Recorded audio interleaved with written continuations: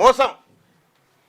మీ OC ప్రజలకు సంబంధించిన 15% తీసుకోండి నాయన. మీరు మీ 15% మీరు తీసుకోండి. 1% తగ్గకుండా 1% కూడా తక్కువ తీసుకోకూరి.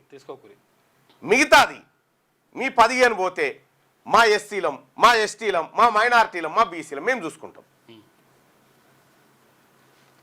మాకు 42 ఇచ్చుడు మీకు కష్టం కాదా? 15 ఇంత కుప్పలకే ఇప్పుడు ఇంత కుప్పు ఉంది, ఇళ్ళకేని 42% తీసుడంటే కష్టం కాదా?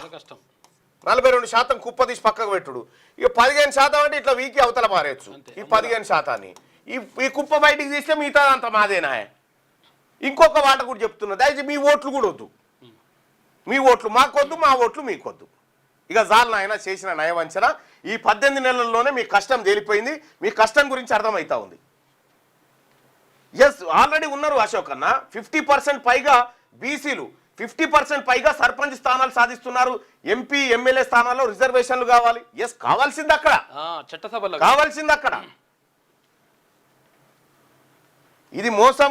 ఈ మోసాన్ని ఎట్టి పరిస్థితిలో చూస్తూ ఊరుకోవడానికి సిద్ధంగా లేం.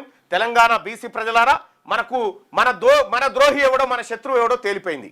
ఈ 42% రిజర్వేషన్ కాడనే బీసీల శత్రువు ఎవడో తేలిపోయింది. శత్రువు తెలిసిన తర్వాత యుద్ధం ఈజీగా అవుతుంది.